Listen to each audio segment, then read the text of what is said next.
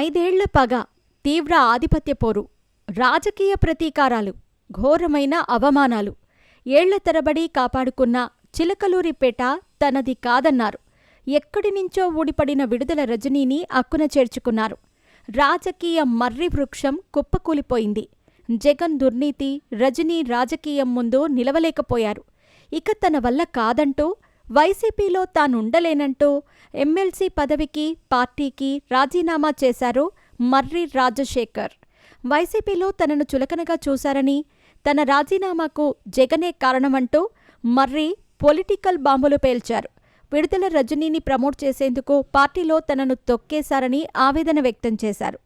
మంత్రి పదవి ఇవ్వలేదని, చివరాఖరులో ఎమ్మెల్సీని చేశారని చెప్పుకొచ్చారు. కౌంటర్గా రజనీ సైతం ప్రెస్ మీట్ పెట్టి మర్రి ఆరోపణలను ఖండించారు. జగన్ చెబితేనే తాను ఏదైనా చేశానని, రాజశేఖర్కు పార్టీలో సరైన ప్రాధాన్యమే ఇచ్చారనే మ్యాటర్ కవర్ చేసే ప్రయత్నం చేశారు. ఇలాంటి పొలిటికల్ స్టేట్మెంట్స్ కామనే అయినా మర్రి రాజశేఖర్ మ్యాటర్ మాత్రం కామన్ కానే కాదని, రాజకీయాల్లో మర్రికి జరిగినంత అన్యాయం మరే లీడర్కు జరగలేదనేది ఆయన అభిమానుల మాట. మర్రి రాజశేఖర్ చిలకలూరిపేట వైసీపీ స్ట్రాంగ్ లీడర్, జగన్కు బలమైన సపోర్టర్. 2019లో దాదాపు ఆయనకు ఎమ్మెల్యే టికెట్. ఇలాంటి టైంలో విడుదల రజనీ వైసీపీలో ఎంట్రీ ఇవ్వటంతో మర్రికి బ్యాడ్ టైం స్టార్ట్ అయింది. హైటెక్ సిటీలో చంద్రబాబు నాటిన మొక్కను తానంటూ టీడీపీలో మంచి గుర్తింపు తెచ్చుకున్న రజనీ సడన్గా జగన్ చెంతకు చేరటంతో ఆమెను నెత్తిన పెట్టుకున్నారు వైసీపీ అధినేత. చిలకలూరిపేటలో మర్రిని కాదని విడుదలను ప్రమోట్ చేశారు.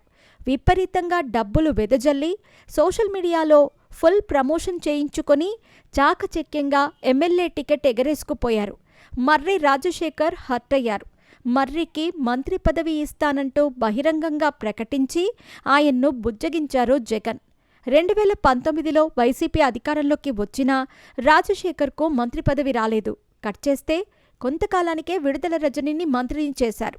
అవమాన భారం వేధిస్తున్న మర్రి జగన్కు విధేయుడిగానే ఉన్నారు. 2023లో ఎమ్మెల్సీని మాత్రం చేశారు.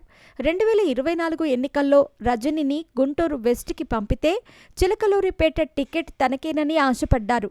కానీ ఈసారి కూడా టికెట్ ఇవ్వకుండా మొండి చెయ్యే చూపించారు జగన్. పవర్ పోవటంతో ఇక ఆయన్ను పట్టించుకోవటం మానేశారు.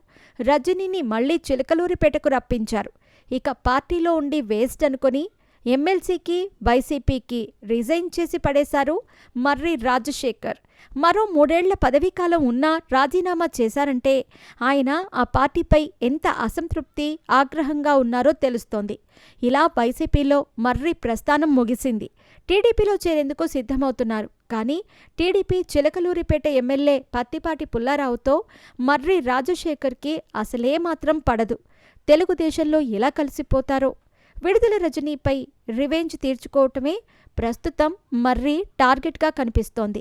చిలకలూరిపేటలో ఎవరిది పైచేయి అవుతుందో చూడాలి.